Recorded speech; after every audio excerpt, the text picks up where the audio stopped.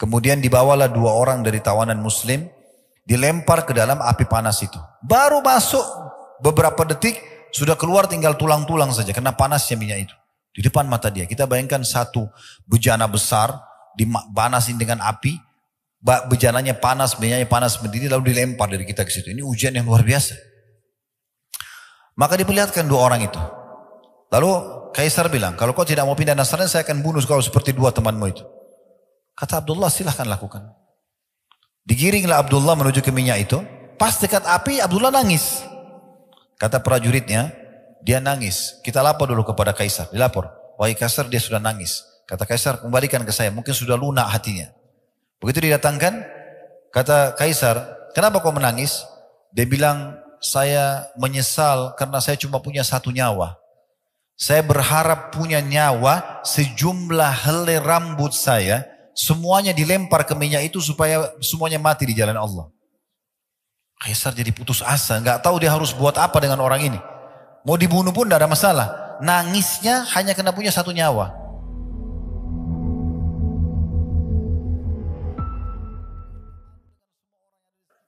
Kalau pernah dengar nama sahabat yang mulia ini Abdullah ibn Huzafa radhiyallahu anhu.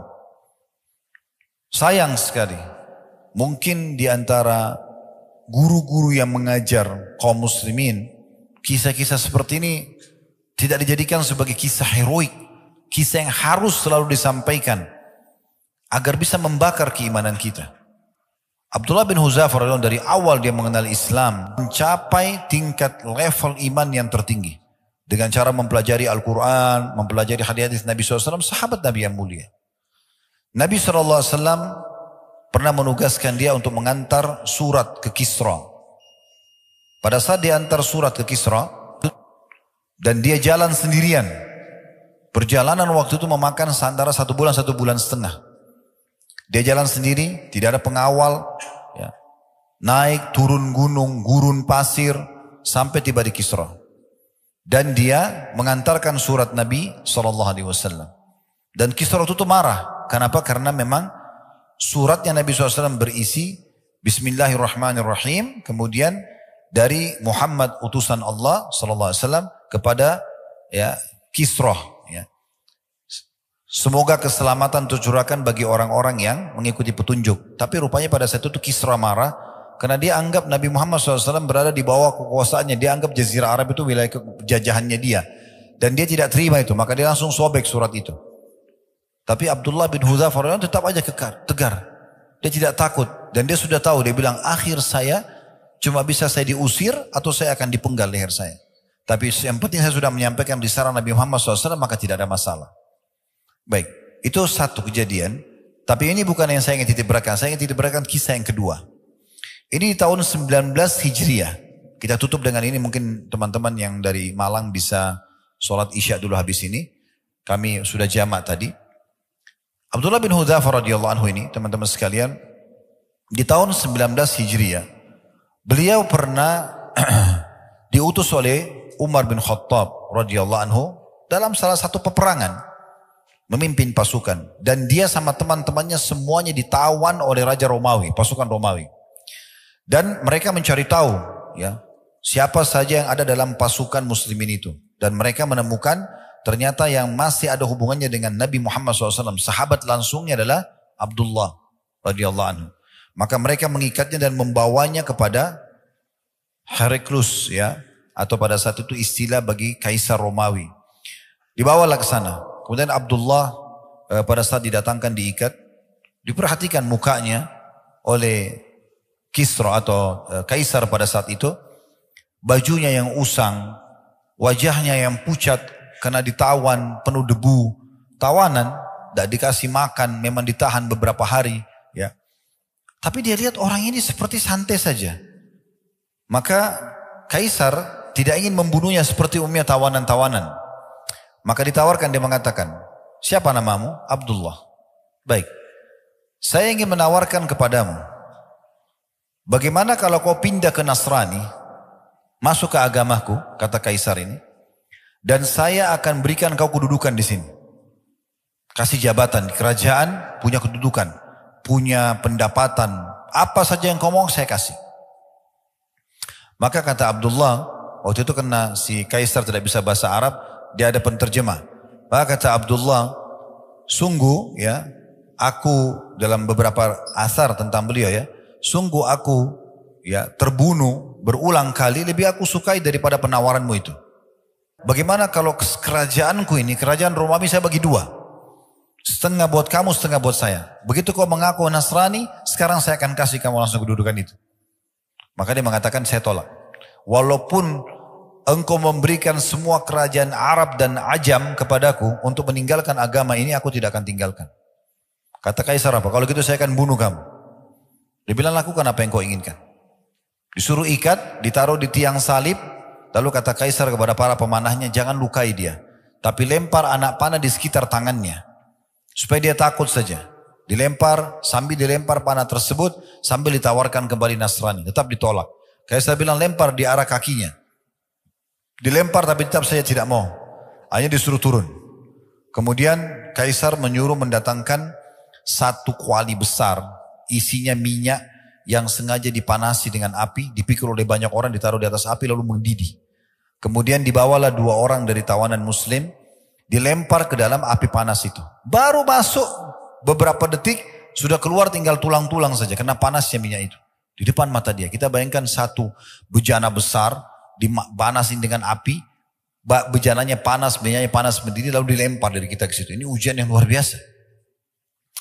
Maka diperlihatkan 2 orang itu. Lalu kaisar bilang, kalau kau tidak mau pindah Nasrani saya akan bunuh kau seperti 2 temanmu itu. Kata Abdullah silahkan lakukan. Digiringlah Abdullah menuju ke minyak itu. Pas dekat api Abdullah nangis. Kata prajuritnya, dia nangis. Kita lapor dulu kepada kaisar. Dilapor. Wahai kaisar dia sudah nangis. Kata kaisar kembalikan ke saya. Mungkin sudah lunak hatinya. Begitu didatangkan. Kata kaisar, kenapa kau menangis? Dia bilang, saya menyesal karena saya cuma punya 1 nyawa. Saya berharap punya nyawa sejumlah helai rambut saya. Semuanya dilempar ke minyak itu supaya semuanya mati di jalan Allah. Kaisar jadi putus asa. Nggak tahu dia harus buat apa dengan orang ini. Mau dibunuh pun tidak ada masalah. Nangisnya hanya karena punya 1 nyawa. Gitu kan? Itu luar biasa. Maka akhirnya kaisar bingung. Bagaimana caranya? Dia sudah malu dengan semua orang yang ada di sekitarnya. Karena dia sudah coba bunuh nggak berhasil. Dia coba takut-takuti nggak berhasil. Maka akhirnya kaisar mengatakan apa? Begini saja. Apa kau mau untuk mencium kepalaku? Mencium kepala ini penghormatan gitu. Cium kepala saya akan bebaskan kamu.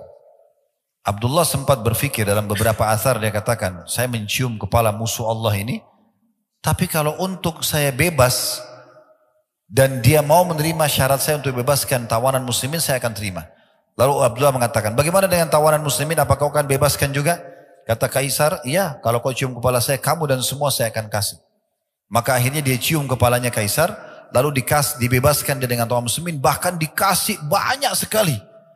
Dalam beberapa riwayat dikasih sekian ratus kain baju kehormatan, dikasih sekian peti emas, banyak dia bawa pulang.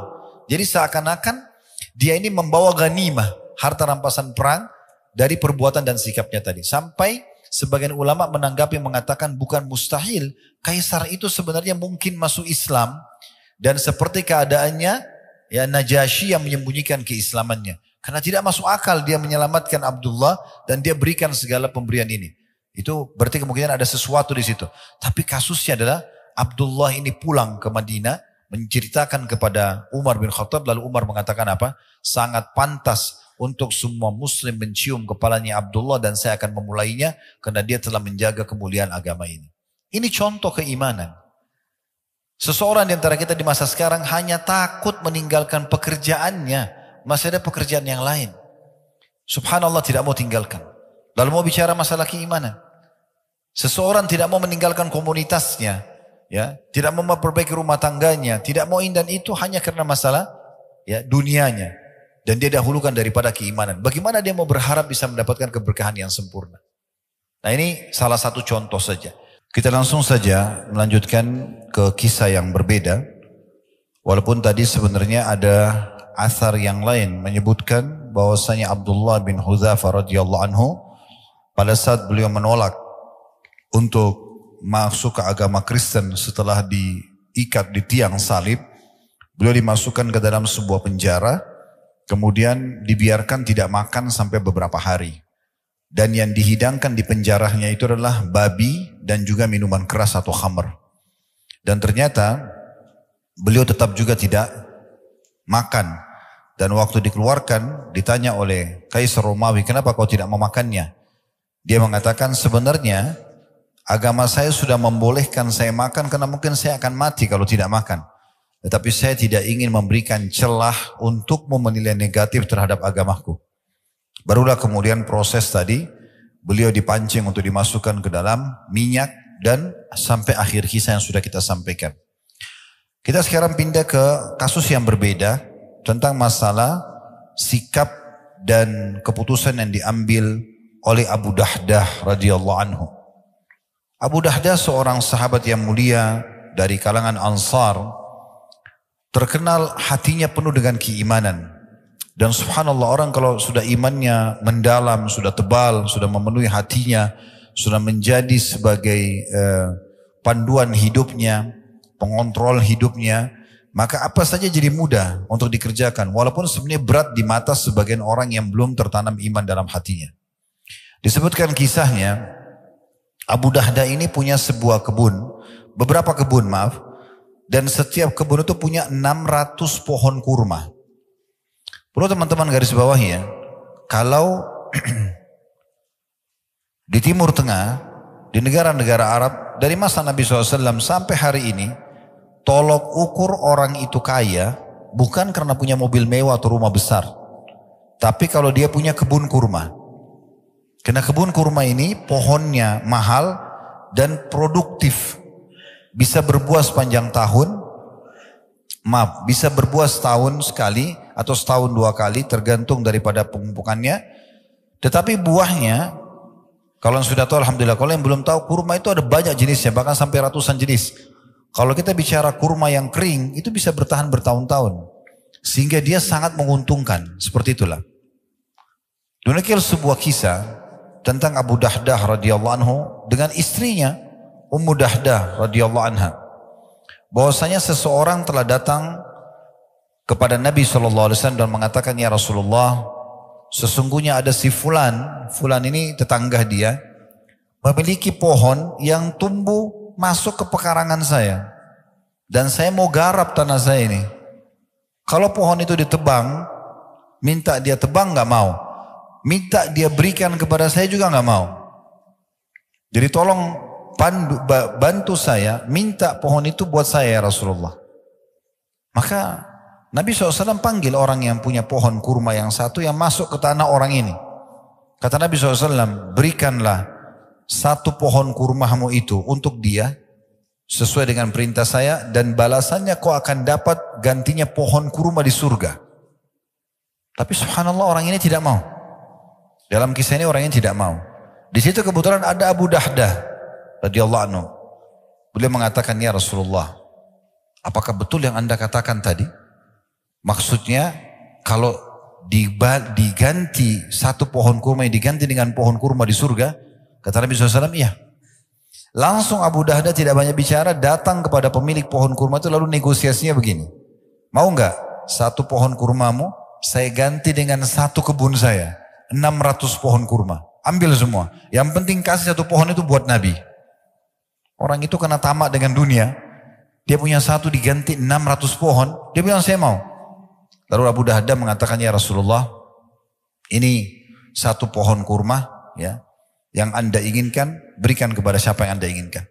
Maka Nabi SAW gembira sekali dengan keputusan tersebut ya, sambil mengatakan berapa banyak pohon-pohon kurma dan tandan-tandannya penuh dengan kurma yang random buat Abu Dahdah di surga nanti.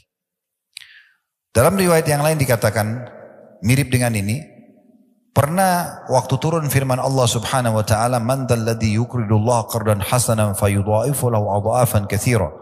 Siapakah yang mau meminjamkan kepada Allah dengan pinjaman yang baik, maka Allah akan melipat gandakan balasannya. Maka Abu Dahdah datang kepada Nabi SAW sampai mengatakan, ya Rasulullah, apakah Allah akan meminjam dari kami atau dari kita? Kata Nabi SAW, iya. Maka dia mengatakan, ya Rasulullah, saya meminjamkan kepada Allah kebun saya yang berisikan 600 pohon kurma untuk Allah. Silahkan. Ini semua saya serahkan, Anda bisa atur mau kasih siapa saja ya Rasulullah.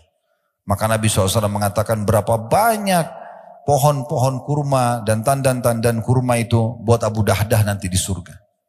Coba bayangkan teman-teman sekalian, pernah nggak kita berpikir begini? Ada orang butuh bantuan, lagi negosiasi sama orang lain, kita tidak ada hubungannya sama sekali. Lalu kita datang, kita tengahi. Karena orang tadi si A sama si B minta sesuatu dari si B nggak mau kasih. Lalu kita negosiasi, memberikan hak kita kepada dia, yang penting orang itu dikasih. Ini nggak semua orang bisa lakukan. Bukan semudah itu kecuali orang punya iman yang luar biasa. Apalagi dia harus meninggalkan, menggantikan dengan 600 pohon kurmanya. Apa yang terjadi? Setelah dia berikan radhiyallahu anhu pohon kurmanya kepada Nabi SAW, dia langsung ke kebun tersebut. Di sana ada istrinya Ummu Dahdah. Ini kalau Allah karuniai wanita seperti ini luar biasa. Makanya Nabi SAW mengatakan, ad-dunya mata' wa khair mata' mar'atus salihah wa khairu mata'uha mar'atus salihah. Dunia ini semua perhiasan dan sebaik-baik persen adalah wanita yang salihah. Maka Abu Dahdah begitu masuk pintu kebun kurma langsung mengatakan, wahai Ummu Dahdah, keluarlah dari kebun ini. Karena aku telah menyerahkan kebun ini, meminjamkannya kepada Allah, Tuhan alam semesta. Maka Ummu Dahdah dengan senyum menyambut suaminya sambil mengatakan, sungguh perniagaan yang menguntungkan. Lalu Ummu Dahdah keluar sambil membawa anaknya. Dalam riwayat lain, anaknya dan Ummu Dahdah kebetulan mengambil beberapa butir kurma di situ sebelum datang Abu Dahdah dan sempat mengantonginya, dan anaknya juga lagi mengunyah kurma. Pada saat itu Ummu Dahdah mengeluarkan semua yang mereka sudah kantongi untuk dibawa pulang kurma yang sebelum Abu Dahdah datang, dan juga mengeluarkan kurma yang dari mulut anaknya, kemudian meninggalkan kebun tersebut, menyerahkannya karena Allah Subhanahu wa taala. Siapa yang bisa mengerjakan teman-teman ini kecuali kalau orang punya iman? Seorang sahabat yang lain, jarang orang kenang namanya, Zaid bin Sahal radhiyallahu anhu. Julukannya Abu Talha. Juga sama, orang kaya sahabat. Memiliki sebuah kebun pas berada di depannya Masjid Nabawi di masa itu. Dikenal dengan kebun Bayruha. Pemilik kebun yang luar biasa. Nabi SAW sering datang ke sana, minum dari airnya, makan buahnya, bernaung di bawah pohonnya, karena kebunnya ranum, bagus sekali. Buah-buahnya ranum sekali. Maka pada saat turun firman Allah SWT surah Al-Imran surah nomor 3 ayat 92, lan tanaru birra hatta tunfiqu mimma tuhibbun wa ma tunfiqu min syai'in fa innallaha bihi alim. Kalian tidak akan pernah mencapai maksimal balasan pahala sampai kalian menginfakkan apa yang paling kalian cintai. Dan ketahuilah, apapun yang kalian infakkan di jalan Allah pasti Allah ketahui. Maka Zaid radhiyallahu bin Sahal atau Abu Talha datang kepada Nabi SAW mengatakan, ya Rasulullah, sesungguhnya waktu ayat ini turun, saya ingin membuktikan di hadapan Allah bagaimana saya mengimani ayat ini. Dan Anda tahu, kebun yang paling saya cintai, kebun kurma saya namanya Bayruha. Maka saya berikan untuk Allah Subhanahu wa ta'ala. Silakan, Anda mau berikan siapapun silakan. Kata Nabi SAW, sungguh perniagaan yang menguntungkan. Sampai Nabi SAW senyum. Lalu beliau mengatakan, saya melihat engkau bagi kepada sanak kerabatmu. Maka dia pun membagi kepada sanak kerabatnya. Dan subhanallah, mungkin karena ikhlasnya ya, sekarang kebun itu masuk dalam perluasan Masjid Nabawi.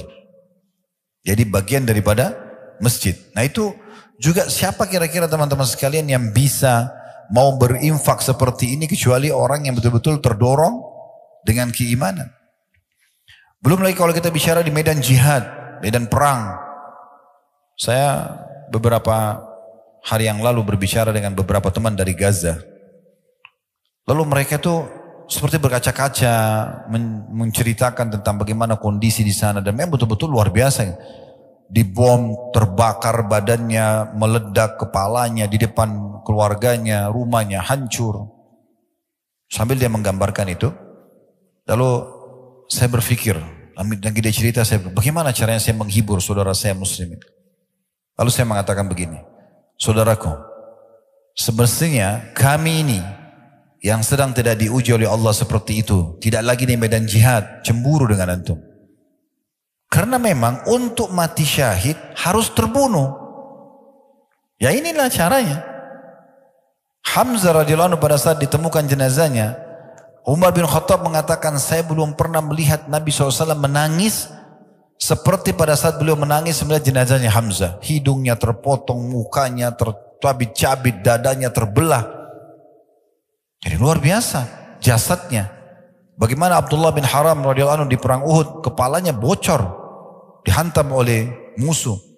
Bagaimana Anas bin Nadhr radhiyallahu anhu pada saat beliau masuk menyerang sendirian 2.800 pasukan Quraisy di perang Uhud sendirian, dan beliau menembus pasukan itu dan tidak ditemukan satupun kecuali potongan badannya, kecuali cuma jempol tangannya yang dikenal oleh adik atau kakak perempuannya saja. Terbakar semangat mereka untuk mau menyerahkan nyawa mereka. Saya bahasakan, memang begitu orang kalau mau mati syahid, ya mati memang. Dan mati memang harus begitu, dibunuh oleh musuh. Ya tidak ada namanya mati itu ditampar mati atau cuma dicubit.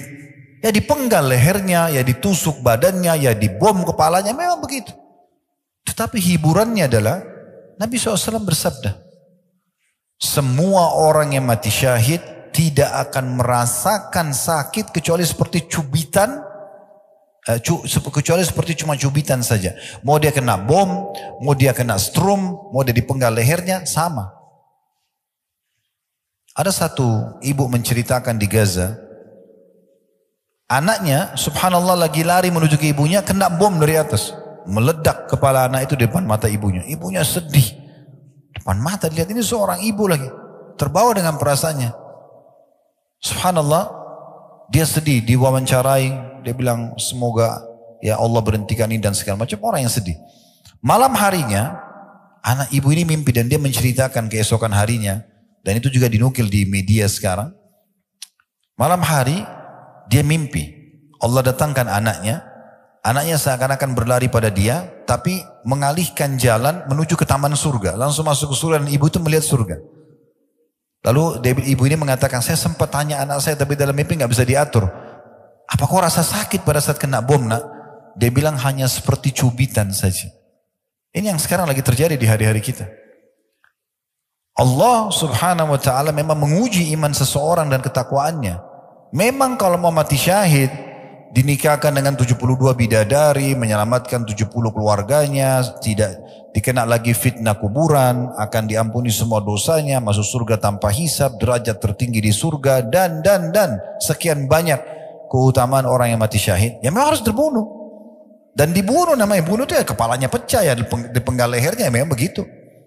Tetapi subhanallah, pemandangan ini kalau kita gunakan kacamata iman tidak akan ada pengaruhnya sama sekali. Tidak akan ada pengaruhnya.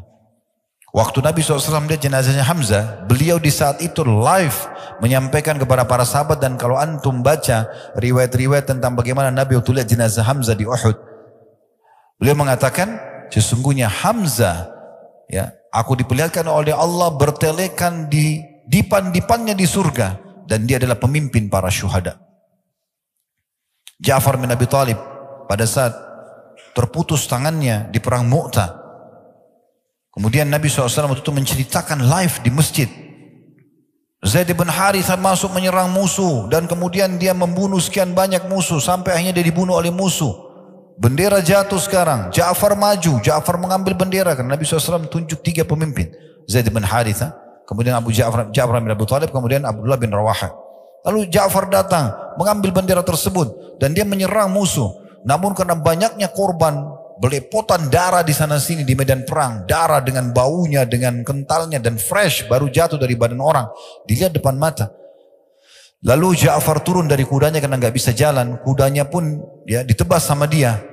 Kata Nabi SAW, dialah orang yang pertama membunuh kudanya di jalan Allah. Kemudian dia maju menyerang musuh sampai tangannya dipotong oleh musuh, tangan kanannya. Lalu kemudian dia pegang bendera dengan tangan kirinya, dipotong tangan kirinya. Ini pemandangan yang luar biasa. Kita dengar saja luar biasa. Bagaimana kalau kita di depan mata, bagaimana Ja'far yang mengalaminya. Lalu dia tahan bendera dengan kedua sisa tangannya, lalu ditusuk dan mati syahidlah Ja'far. Lalu Abdullah bin Rawaha datang dan mengambil bendera, lalu kemudian maju dan terbunuh juga. Dan seterusnya. Kisahnya cukup panjang dalam perang Mu'tah. Tapi waktu itu Nabi SAW memberikan langsung informasi kepada muslimin, aku diperlihatkan Ja'far sedang berterbangan mengelilingi surga bersama dengan para malaikat-malaikat, di mana Allah ganti kedua tangannya yang terputus dengan dua sayap yang meneteskan darah. Makanya ada julukan Ja'far At-Tayyar. Memang untuk mendapatkan mati syahid ya berdarah, ya memang harus luka. Itulah perang. Di perang Uhud teman-teman sekalian, waktu terjadi perang Badar tahun 15 Ramadan tahun 2 Hijriah, 314 orang sahabat melawan 1000 orang Quraisy. Kuasa Allah SWT. 314 ini pilihan. Bukan mereka harus untuk pergi medan perang waktu itu ya. Mereka boleh pergi, boleh tidak. Maka yang ikut para sahabat cuma 314 orang. Dan tadinya tujuannya menghadang kafilah dagang Quraisy yang dijaga cuma 40 orang prajurit. Tapi kuasa Allah dalam surah Al-Anfal, Allah gambarkan Allah mengatur peperangan Badar itu. Terjadi dalam peperangan, menanglah muslimin.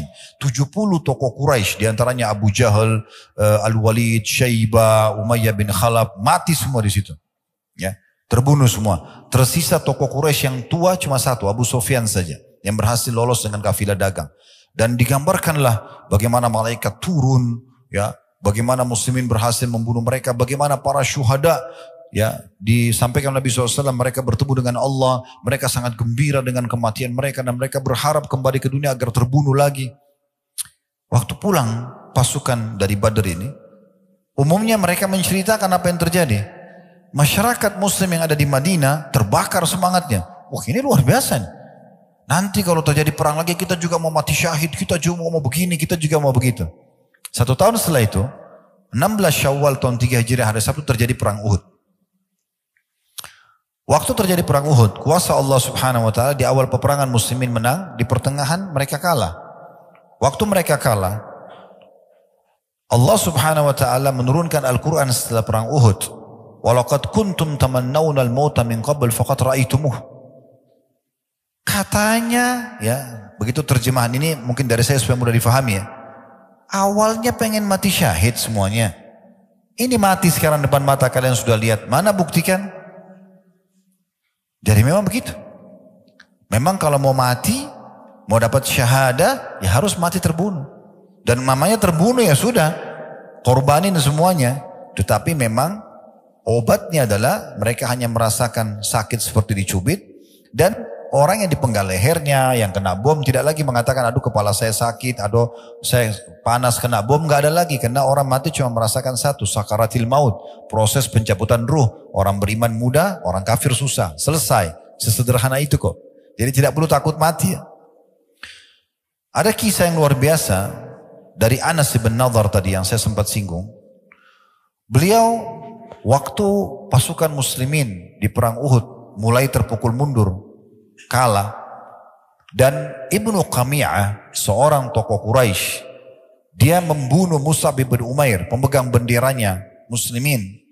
Dan kebetulan karena Mus'ab ini orangnya mirip sekali sama Nabi, putih, tinggi badannya, postur tubuhnya, rambutnya mirip sekali, dan pemegang bendera muslimin. Maka Ibnu Qami'ah bunuh Mus'ab bin Umair, mati syahidlah beliau radhiyallahu anhu. Kemudian dia menyebarkan kalau saya telah membunuh Muhammad. Berita tentang matinya Nabi Muhammad SAW ini seperti virus di tengah-tengah pasukan muslimin. Sampai Umar bin Khattab saja, laki-laki yang sangat perkasa, pemberani, dengan Sa'ad bin Mu'ad radhiyallahu anhu yang pada saat meninggal setelah perang Khandaq, Nabi SAW mengatakan goncang arsy-Nya Allah dengan meninggalnya Sa'ad. Ini luar biasa orang ini. Dua orang ini pun karena termakan isu tadi Nabi SAW terbunuh, mereka meletakkan pedang mereka ke bawah, ke tanah, lalu kemudian mereka pun menunggu apa yang terjadi.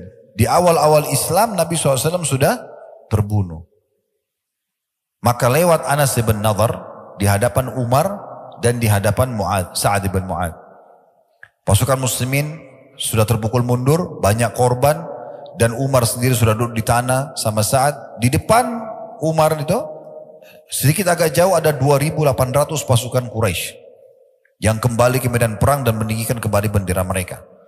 Maka Anas lewat, dan Anas ini kebetulan tidak hadir di perang Badar, dan dia mengatakan pertemuan pertama Rasulullah SAW dengan Quraisy, pertumpahan darah, peperangan, saya tidak hadir. Kalau terjadi lagi yang kedua kali, saya akan perlihatkan kepada Allah yang terbaik dari saya. Maka betul 1 tahun kemudian terjadi perang Uhud. Dan Anas menunjukkan betul-betul luar biasa keimanannya. Dia mengatakan apa? Ya, dia lewat, kemudian Umar datang. Umar mengatakan, hai Anas, kamu kemana? Kata Anas, saya mencium bau surga di Uhud. Di depan mata musuh, tinggal serang-serangan, saya tertusuk masuk surga, hitungan detik. Maka kata Umar, tapi Rasulullah SAW sudah mati terbunuh. Maka Anas mengucapkan kata-kata yang membangkitkan kembali semangatnya Umar dan Sa'ad. Dia mengatakan, kalau Rasulullah SAW sudah terbunuh, maka bangunlah dan terbunuhlah bersamanya. Kata Umar, kata-kata ini betul-betul mengingatkan kepada kita atau kepada kami, bahwasanya betul ya, kenapa kita harus tinggal diam? Kenapa putus asa? Ayo baju berperang. Setelah terjadi perang Uhud, kata Umar menceritakan kisah ini kepada Nabi SAW, ya Rasulullah, saya dengan Sa'ad berusaha mengejar Anas, kami tidak mampu. Karena cepatnya dia melejit ke musuh dan dia melawan sendiri. Dan tadi dalam riwayat dikatakan waktu selesai perang Uhud tidak ditemukan potongan tubuhnya kecuali jarinya saja. Dicabik-cabik oleh 2.800 musuh. Itu luar biasa. Bagaimana kekuatan mereka dalam masalah ini. Mungkin kalau kita ingin korek teman-teman sekalian, kisah seperti ini banyak sekali ya. Namun ada satu kisah yang saya ingin tambahkan. Tentu ada kisah yang pernah kami sampaikan, pertandingan duelnya Ali bin Abi Thalib dengan Amr bin Wud dalam perang Khandaq. Kemudian juga banyak kisah-kisah Zubair ya dengan tokoh-tokoh kesatrianya Yahudi di Khaybar ya. Banyak sekali kisah-kisah yang luar biasa, heroik sekali gitu ya. Kalau kita ingin bahas ini mungkin banyak sekali memakan waktu. Tetapi teman-teman sekalian, saya coba datangkan sekarang kisah selain sahabat. Mungkin ada yang mengatakan sahabat ya hidup bersama Nabi dan seterusnya. Oke, ada generasi setelahnya. Tabi'in. Ada seseorang tadinya kafir, orang Persia. Namanya Rafi' ibn Mahran. Julukannya Abul Aliyah. Orang ini teman-teman sekalian tumbuh dalam keadaan penyembah api di Persia. Waktu umat Islam berhasil menembus ya Persia di tangan Sa'ad bin Abi Waqqas radhiyallahu anhu, berhasil menembusnya, maka mulailah banyak orang-orang Persia menjadi tawanan perang, di antaranya Rafi'. Lalu kemudian dia lihat muamalahnya kaum muslimin, bagaimana umat Islam sangat santun, sangat baik. Di medan perang mereka seperti singa memang, tapi kalau orang sudah tertawan, mereka menjalankan sabda Nabi SAW, berbuat baiklah kepada termasuk tawanan-tawanan. Sampai sebagian tawanan kaum muslimin mengatakan, kami menyaksikan sendiri bagaimana mulut-mulut kami dimasukkan roti-roti yang manis dan kaum muslimin memasukkan ke mulut mereka kurma-kurma yang sudah kering. Saking kita disuruh buat baik pada tawanan. Akhirnya dia masuk Islam. Tapi waktu dia masuk Islam, dia bukan main-main. Dia tahu pondasi dasar Islam ini adalah keimanan. Maka dia mulai menghafal Al-Quran, dia mulai menghafal hadis-hadis Nabi SAW dari orang kafir, ya masuk iman dalam hatinya sampai menjadi ulamanya tabi'in. Abul Aliyah sampai dalam ilmu hadis dikenal dengan sanad emas. Abul Aliyah kemudian sahabat Nabi lalu Rasulullah SAW. Tadinya orang ini mengambil ilmu dari para tabi'in dan beliau tabi'in sendiri. Lalu beliau berkata pada dirinya sendiri, saya kenapa harus belajar dari tabi'in? Kenapa saya tidak belajar dari sahabat langsung? Mulailah dia nukil, belajar dari, dan dia sempat mendapati Abu Bakar di akhir hidupnya. Kemudian juga datang di masa Umar dan mulai belajar dari Abdullah bin Abbas, Abdullah bin Umar, Anas bin Malik, ya Samurah bin Jundub dan banyak sekali sahabat-sahabat Nabi yang lain dan menjadi murid-murid utamanya. Tapi jelas teman-teman sekalian, kalau kita ingin korek kisahnya dari awal ini panjang lebar. Saya akan buat satu serial. Alhamdulillah kita sudah buat serial Sahabat Tabligh Akbar. Kita juga sekarang sudah mulai masuk ke serial 25 Nabi dan Rasul. Kami juga akan masuk nanti di serial para tabi'in. Dan kita akan lebih rincikan biografi dan seterusnya. Tapi saking orang ini betul-betul tulus dan dia ingin memenuhi hatinya dengan keimanan. Maka yang terjadi adalah Allah mudahkan dia. Allah berkahi hidupnya. Dia belajar, dia terus terapkan ilmunya sampai dia betul-betul sampai pada level memahami ilmu agama ini yang mungkin tidak umum orang fahami. Di masa itu saja. Di antaranya dinukil sebuah kisah, pernah ada satu orang temannya atau muridnya melihat dia selesai wudhu. Berjatuhanlah air wudhu itu dari wajahnya, dari tangannya, ya. Kemudian dia selepas wudu mau masuk di masjid, orang ini mengatakan pada Abu Aliyah, Inna Allah yuhibbut tawabin yuhibbul mutatahirin. Allah itu suka sekali dengan orang yang suka bertaubat dan orang yang bersuci. Yang dia fahami bersuci di sini dengan air. Maka Abu Aliyah mengatakan, wahai saudaraku, yang dimaksud dengan mutatahirin bukan bersuci dengan air, tetapi seseorang mensucikan dirinya dari dosa-dosa dengan ketakwaannya, dengan kepatuhannya kepada Allah Subhanahu wa taala. Dan dia menyebutkan banyak sekali kata-kata hikmah. Di antaranya karena dalamnya imannya dan dia bagaimana terus mendalami ilmu agama ini sampai akhirnya hikmahnya dinukil. Dia mengatakan, "May yu'min billahi hadahu." Siapa yang beriman pada Allah pasti Allah akan kasih petunjuk. Asal dia sempurnakan imannya dalam hati, apa saja yang dia butuh akan diberikan petunjuk. Ya. Wa misdaqu dzalika qauluhu ta'ala, "Wa may yu'min billahi yahdi qalbah." Dan pembenaran terhadap apa yang saya ucapkan adalah firman Allah Subhanahu wa taala, siapa yang beriman kepada Allah, memaksimalkan imannya dalam hatinya kepada Allah, Allah akan berikan petunjuk pada hatinya. Apa saja yang sedang dihadapi ada solusinya. Itu disebutkan dalam surat Taghabun, surah nomor 64 ayat 11. Lalu dia bilang lagi, "Wa man tawakkala 'ala Allahi kafahu." Dan siapa yang menyerahkan hasil usahanya kepada Allah, Allah akan jadi pencukup baginya. Wa misdaqu dzalika qauluhu ta'ala, dan yang membenarkan apa yang saya ucapkan adalah firman Allah Subhanahu wa taala, "Wa may yatawakkal 'ala Allahi fahuwa hasbuh." Surah Talaq surah nomor 65 ayat 3. Siapa yang bertawakal kepada Allah, ikhtiar dulu kemudian dia serahkan usahanya kepada Allah, maka pasti Allah akan jadi pencukup baginya. Wa man aqradahu jazah, dan siapa yang meminjamkan di jalan Allah, bersedekah di jalan Allah, maka Allah pasti akan balas dia. Wa misdaqu dzalika qauluhu ta'ala, dan itu pembenarannya adalah firman Allah Subhanahu wa taala, "Man dzalladzi yuqridullaha qardan hasanan fayudha'ifahu lahu adha'afan katsira." Surah Al-Baqarah surah nomor 2 ayat 245. Dan siapa yang meminjamkan untuk Allah dengan pinjaman yang baik, maka Allah akan lipat gandakan dengan kelipatan-kelipatan yang banyak. Satu waktu dia masuk dalam majlisnya Abdullah bin Abbas radhiyallahu anhuma. Waktu itu Abdullah bin Abbas menjadi gubernur, atau kalau kita sekarang wali kota mungkin di kota Basra. Kemudian di situ ada tokoh-tokoh Quraisy yang duduk. Ini tokoh kita Abu Aliyah ini mantan budak. Orang Persia ditawan oleh muslimin jadi budak, lalu diperjualbelikan di pasar sampai akhirnya dibebaskan oleh seorang majikannya wanita. Ada kisahnya panjang sesungguhnya. Ya, bagaimana dia dibebaskan, wanita itu ikut di sholat muslimin, saya bebaskan Abu Aliyah karena Allah SWT agar dia mengajar umat Islam agama gitu ya. Yang jelas karena dia ilmunya sangat luas, imannya sangat dalam, isi hidupnya semua nasihat yang baik, manfaat kepada umat Islam. Dia masuk di medan perang, dia berperang sampai dicintai oleh para sahabat, di antaranya Abdullah bin Abbas. Satu waktu datang dalam majelisnya Abdullah bin Abbas radhiyallahu anhuma. Kemudian dia dimuliakan, diajak duduk ya di majelisnya atau di singgasananya Abdullah bin Abbas. Lalu orang-orang Quraisy yang ada di situ saling saling mencibir, bukan mencibir sebenarnya, saling orang yang bermain mata, gams ya, orang bermain mata gitu. Abdullah bin Abbas tangkap itu, sekarang kok bisa sih mantan budak Abdullah bin Abbas malah muliakan kita ini orang-orang Quraisy, tidak seperti itu. Tapi ini bukan sahabat-sahabat Nabi ya, ini orang-orang yang galangan tabi'in yang hidup pada masa itu. Maka Abdullah bin Abbas tangkap itu. Lalu beliau memberikan pelajaran kepada mereka semua, bagaimana Allah Azza wa Jal memuliakan orang justru karena keimanannya dan ilmunya. Maka Abdullah bin Abbas mengatakan, "Innal ilma yazidu ahlal ilmi syarafa." Ketahuilah, ilmu itu benar-benar menambah kemuliaan bagi seseorang. Jadi belajar agama sampai betul-betul bisa mendatangkan keimanan yang sempurna, itu akan menambah kemuliaan. Wa yarfa'u qadra ahlihi bainan nas, dan akan memuliakan kedudukan orang yang mempunyai ilmu dan iman itu di tengah-tengah manusia.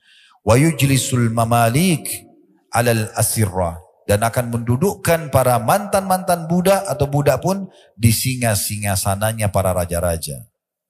Jadi kita bisa lihat teman-teman sekalian bagaimana orang kalau bertakwa kepada Allah SWT. Kita sudah datangkan contoh dari masalah ibadah, dari masalah jihad, dari masalah ilmu.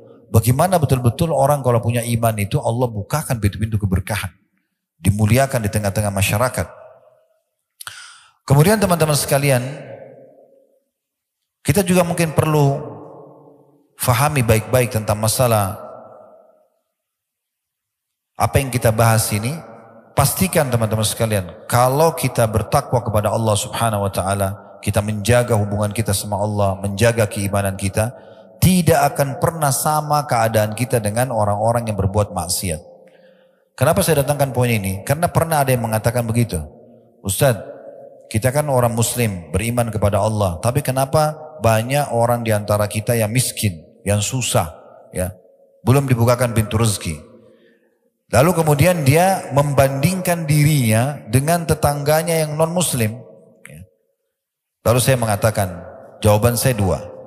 Yang pertama, antum harus fair dan adil. Kalau mau membandingkan antara seorang muslim sama seorang kafir, pertemukan kalau sama jenjangnya. Misalnya muslim yang kaya sama kafir yang kaya. Nah baru bisa adil tuh. Jangan pertemukan antara muslim yang kaya, kafir yang kaya sama muslim yang miskin. Itu nanti antum membandingkan seperti itu. Dan pertemukan juga muslim yang miskin sama kafir yang miskin. Nah itu baru adil. Ya, karena kita tidak bisa membandingkan karena memang ekonominya berbeda. Sebagaimana juga kita tidak bisa bandingkan jenjang pendidikan orang yang berbeda. Ini tidak adil namanya. Gitu kan? Kalau kita pertemukan yang kaya sama kaya, kita akan temukan yang muslim jauh lebih banyak keberkahan hidupnya. Dan yang miskin juga sama miskin, kita akan temukan si muslim jauh lebih bahagia. Saya pernah kedatangan seorang jemaah kami, kebetulan dia ikut sama travel kami waktu itu umrah, sudah meninggal rahimahullah, beliau dari Lombok, seorang pengusaha waktu itu. Datang ke restoran kami di Jakarta, dia bawa temannya orang Chinese, non muslim, Katolik, partner bisnis dia. Kemudian ngobrol-ngobrol di restoran. Begitulah seperti biasa kalau seorang jemaah ketemu sama ustadz, banyak masalah hukum macam-macam, keluarga, masalah bisnis, masalah segala macam, dan saya jawab. Sementara yang Katolik ini menyaksikan kami berbicara dan diskusi gitu. Setelah selesai teman ini bertanya, rahimahullah beliau sudah meninggal. Tiba-tiba yang Katolik ini mengaitkan saya, dia bilang begini, Ustaz, saya boleh bertanya juga enggak? Saya bilang boleh silakan, tapi saya akan jawab sesuai dengan agama Islam. Dia bilang enggak apa-apa Ustaz, karena apa yang teman saya tanya ini, saya juga alami.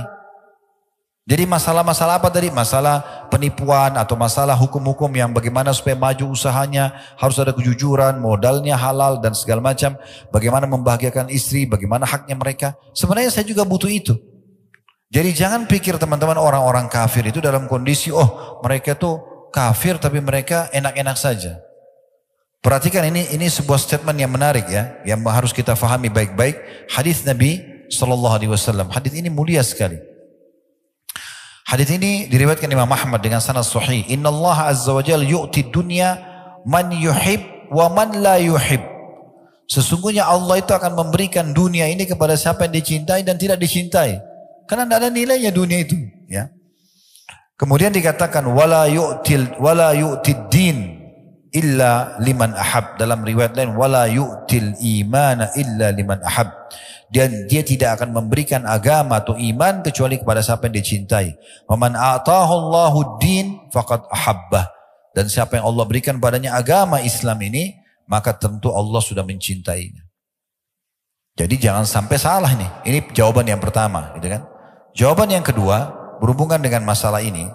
Ada hadis Nabi SAW, kalau engkau melihat seseorang sedang melakukan kemaksiatan dan melimpah padanya nikmat Allah, ketahuilah itu adalah istidraj, tahapan siksaan. Ingat teman-teman sekalian, semua umat-umat sebelum kita yang Allah binasakan, kaum Lut, kaum Ad, kaumnya Nabi Hud, kaum Samud, kaumnya Nabi Saleh, ya, kaumnya Nabi Shu'aib, kaum yang Allah binasakan. Kalau antum baca histori mereka, beberapa hari sebelum mereka meninggal, dihukum oleh Allah, justru nikmat Allah melimpah pada mereka. Badannya makin sehat, mereka makin bahagia. Lihat itu orang yang mabuk-mabuk, orang yang berzina, ke diskotik, ngakak-ngakak, tawa-ketawa, bahagia. Seakan-akan begitu. Tapi sebenarnya, kalau kita kembali kepada sejarah manusia yang Allah hukum, dan itu tidak akan berubah sistem Allah itu. Walan tajida li sunnatillahi tabdila. Kalian tidak akan temukan perubahan dalam peraturan yang Allah tetapkan gitu ya. Itu ternyata tahapan siksaan. Karena Allah pada saat membuat mereka lalai begitu, lalu Allah hukum mereka sekonyong-konyong, langsung tiba-tiba dihukum dan mereka tidak bisa menghindar. Makanya begitu datang siksaan kepada kaum Ad, kaum Samud, mereka tidak bisa melarikan diri. Karena mereka lagi dalam kondisi lalai. Di saat itulah Allah hukum mereka. Jadi jangan antum membandingkan kondisi dan menilai dengan kasat mata saja. Harus dengan ilmu yang benar supaya faham masalah ini. Ya. Dan ingat juga, bagaimana kalau seseorang di antara kita tersibukkan dengan amal saleh, itu jauh lebih mahal dari semua harta dunia. Sebagaimana disebutkan dalam sebuah hadis riwayat Ahmad dan juga Al-Hakim, dan Al-Hakim mensahihkannya. Kata Nabi SAW, "Idza aradallahu bi'abdin khaira." Kalau Allah ingin kebaikan pada seorang hamba, ista'malahu qabla mauti. Allah akan menggunakan dia sebelum dia meninggal. Fasa'ala ar-rajulu minal qaum masti'malah. Lalu seorang dari kaum yang ada di situ menanyakan pada Nabi SAW, bagaimana Allah menggunakannya? Qala sallallahu alaihi wasallam, yahdihillahu tabaraka wa ta'ala ila al-amali salih qabla mauti, thumma yakbiduhu alaih. Allah akan berikan dia petunjuk untuk mengerjakan amal saleh, kemudian Allah mewafatkan dia di atas keadaan itu. Jadi orang-orang kafir ditutup dalam kondisi lalai sehingga lebih berat hukuman bagi dia. Orang-orang beriman ditutup dengan amal-amal saleh. Sebagian salaf mengatakan, laisa sya'nu an tuhib. Tidak penting sebenarnya bagaimana kau mencintai. Walakin sya'an an tuhab. Tapi yang penting adalah kau dicintai. Ai laisa an tadhun annaka tuhibbullah. Maksudnya bukan poin adalah kau mengira dirimu kau mencintai Allah. Walakin sya'an al-azim an yuhibbaqallah. Tapi yang benar adalah bagaimana Allah mencintaimu. Ya Allah la yuhibbu illa man istahaqqa dzalikal hubb. Karena Allah tidak akan mencintai kecuali orang yang pantas untuk menerima cinta tersebut. Teman-teman sekalian, saya akan tutup dengan perkataan yang atau beberapa dalil ini kita sebagai bahan renungan ya. Bahwasanya orang kalau terus saja mengejar ibadah kepada Allah Subhanahu wa taala, mendekatkan diri kepada Allah Subhanahu wa taala, ini sebuah kedudukan besar sekali. Riwayat Bukhari menyebutkan, saya langsung terjemahkan saja. Bagaimana Nabi SAW mengatakan kalau Allah mencintai seorang hamba, maka Allah akan berkata kepada Jibril, sungguhnya aku mencintai fulan maka cintailah dia. Akhirnya Jibril pun mencintai dan menyeru di langit dan di bumi, kalau Allah mencintai fulan maka cintailah dia. Lalu Allah pun membuat orang-orang mencintainya. Tentu ada yang membencinya kalau orang-orang itu kafir atau orang munafik sebagaimana Nabi SAW. Tapi umumnya orang akan menyukai dia. Kemudian kalau Allah membenci seorang hamba, Allah akan panggil Jibril. Lalu mengatakan, hai Jibril, aku benci fulan, bencilah. Maka Jibril membencinya. Kemudian Jibril menyeru di langit dan di bumi, kalau Allah membenci si fulan, maka bencilah. Lalu dibencilah orang tersebut. Ini luar biasa. Kemudian riwayat yang lain adalah riwayat Abu Bakar radhiyallahu anhu. Abu Bakar pernah melihat Handalah. Handalah ini sahabat yang mulia dan juga tentu mati syahid beliau ya. Jenazahnya waktu ditemukan di perang Uhud, ya, Nabi SAW lihat jenazahnya yang terkenal dengan Ghasilul Malaika, ya, karena beliau menikah hari Jumat, ya, kemudian terjadi interaksi biologis dengan pasangannya selepas subuh hari Sabtu, itu dikumandangkan atau dipanggil perang jihad, perang Uhud, maka dia keluar sebelum dia mandi junub, kemudian dia pergi berperang sampai mati syahid. Nah, pada saat Nabi SAW mengumpulkan jenazah-jenazah, ya, lalu kemudian melihat jenazah Handalah, beliau mengalihkan pandangan matanya. Lalu kata para sahabat, ya Rasulullah, ada apa dengan Handalah? Terjadi sesuatu yang buruk pada beliau? Kata Nabi SAW, tidak. Aku diperlihatkan oleh Allah Subhanahu wa ta'ala, istrinya dari bidadari surga datang menjemputnya. Dan dalam riwayat lain, ada malaikat datang memandikan junub dia. Maka dapat julukan Ghasilul Malaika, atau yang dimandikan oleh para malaikat. Nah, Handalah ini pernah datang di majelis Nabi. Dia dengarkan tentang kematian, tentang surga dan neraka, siksa kubur. Dia nangis terisak-isak sambil pulang dari masjid menuju ke rumahnya. Lewat di depan Abu Bakar. Lalu Abu Bakar tanya, Handalah, ada apa dengan kau? Dia bilang, saya datang dari majelis Nabi. Nabi ingatkan tentang surga, neraka, kematian, kubur. Saya tersentuh dan saya takut. Lalu kata Abu Bakar, inna lanulki misla hadha. Sungguhnya kami betul-betul juga merasakan ini, ya. Maka fantolak tu ana wa Abu Bakar. Maka Handalah mengatakan, saya pun beranjak dengan Abu Bakar menuju ke Nabi SAW. Hatta dakhalna ala Rasulillah SAW. Sampai kami menemui Rasulullah SAW. Qultu, nafaka Handalah ya Rasulullah. Wahai Rasulullah, Handalah sudah jadi munafik. Ya. Maka Nabi SAW mengatakan, wa mazak, apa sebabnya kau mengatakan itu? Qultu ya Rasulullah, nakunu indaka tudzakiruna bin nari wal jannah hatta ka'anna ra'yal ain. Kami duduk di sisi Anda ingatkan kami tentang surga neraka sampai kami seakan-akan melihat surga neraka dengan mata kepala kami. Fa idza kharajna min indika, kalau kami sudah keluar dari sisi Anda, kemudian kami mulailah ya, jalasna al-azwaj wal aulad ya. Kami sudah mulai kumpul dengan istri dan anak-anak dan juga harta-harta kami ya. Nasina katsira, kami mulai lupa. Faqala sallallahu alaihi wasallam, maka Nabi SAW mengatakan, walladzi nafsi biyadi, demi zat yang jiwaku dalam genggamannya, maksud demi Allah, in law tadumuna ala ma taqumuna indi, ya. Kalau seandainya kalian coba mempertahankan iman kalian seperti waktu kalian sedang duduk di sisiku, betul-betul yakin itu Allah ada, hati kalian penuh dengan iman, surga seperti depan mata dan ingin mengejarnya dengan amal soleh ke amal soleh yang lain, neraka seperti depan mata sehingga takut sekali berbuat dosa, kalian jaga itu. Kemudian dikatakan oleh Nabi SAW, kalian jaga seperti kalian di sisiku, ya. La safahatkumul malaikatu ala furushikum, maka pasti malaikat-malaikat akan datang dan menyalami kalian di ranjang-ranjang kalian, wa fiturukikum, dan di jalan-jalan kalian. Walakin ya Handalah sa'atun wa sa'ah. Tapi hai Handalah, memang sekali ini dan sekali itu. Maksudnya adalah yang kita ingin titik beratkan teman-teman sekalian di sini, bagaimana Nabi SAW menitik beratkan. Kebanyakan orang fahami hadis ini sebagai penutup ya. Bagaimana orang banyak memahami, oh kata Nabi SAW Handalah sesaat-sesaat. Sehingga mereka, saya sering dengar ikhwah bilang gitu ya. Kan ada hadis Handalah sesaat-sesaat, maksudnya ya sekali kita tambah iman kita, sekali mungkin kita juga lemah gitu ya. Mereka lupa potongan awal hadis ini. Ini yang harus digarisbawahi. Kata Nabi SAW, bersumpah atas nama Allah, andai saja kalian pertahankan itu. Semangat untuk ibadah dengan penuh keyakinan Allah sedang melihat, Allah sedang menilai, mengawasi, dan surga depan mata. Kalau saya mati nih dalam keadaan beribadah, saya akan masuk surga. Kalau saya mati dalam keadaan kafir atau berbuat dosa, akan masuk neraka. Kalau dipertahankan, malaikat akan datang menyalami kalian. Mungkin tidak masuk akal kita. Karena banyak orang tidak masuk di akalnya, dia tidak jadikannya sebagai pegangan. Padahal sebenarnya itu yang Nabi ingin titip pesankan. Kalau kau jaga hai Handalah, malaikat akan datang menyalami kalian. Di jalan-jalan kalian, di ranjang-ranjang kalian. Maksudnya menolong kalian dengan caranya. Salah satu maknanya di sini adalah kalau pernah dengar tentang keutamaan masjid ya. Jadi jangan teman-teman tinggalkan masjid. Bagaimanapun keadaannya kecuali darurat sekali. Sholatnya terutama ya. Karena kata Nabi SAW dalam hadis yang disesuaikan oleh Al-Mudri dalam Targhib Tarhib beliau dan disesuaikan oleh Syekh Albani, bahwasanya masjid itu memiliki pasak-pasak. Itulah para pengunjungnya ya. Kalau mereka sakit, maka malaikat menjenguk mereka. Dan kalau mereka butuh bantuan, malaikat membantunya. Memang tidak nampak depan mata kita malaikat itu. Tapi datang bantuannya.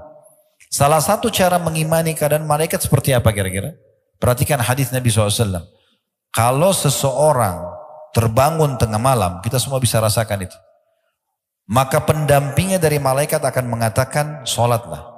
Pernah nggak antum bangun tengah malam, ada perasaan bisikan dalam hati mau sholat? Itu dari malaikat. Kita imani mereka berada begitu. Ada masjid lagi dikumandangkan azan, hayya 'alas shalah, ada dalam hati mau sholat. Ada orang miskin, ada hati dalam hati bisikan suruh bantu. Itu dari malaikat semua. Mereka mengingatkan kita kebaikan-kebaikan. Nanti pendampingnya, qarinnya dari syaitan akan mengatakan tidurlah malam masih panjang. Memang tidak nampak, tapi ada kenyataannya, gitu kan? Nah seperti itulah. Jadi yang kita titik beratkan sekarang secara tazkiyatun nafs, musyid jiwanya adalah bagaimana kita ambil potongan pertama hadis, yaitu mempertahankan keimanan kita. Antum harus merasa teman-teman sekalian, mempertahankan iman antum, ibadah antum pada Allah ini lebih mahal dan lebih butuh daripada makan pada saat lapar, tidur pada saat ngantuk, obat pada saat sakit, lebih penting. Sehingga jangan dijual urusan akhirat kita ini, iman kita ini dengan urusan dunia. Kita jual hanya karena mau transaksi jual beli, hanya karena suka dengan seorang wanita, hanya karena suka dengan seorang laki-laki, lalu meninggalkan agama, lalu meninggalkan perintah dan segala macam. Jangan seperti itu, ya. Itu yang kita maksudkan. Allahu a'lam. Semoga Allah SWT membuat kita selalu istiqamah, bisa menjaga keimanan kita, dan Allah terus membuat kita ya menyempurnakan iman kita ini sampai kita bertemu dengan Allah dalam kondisi kita mendapatkan maksimal apa yang telah Allah janjikan kepada kita semua. Allahumma amin.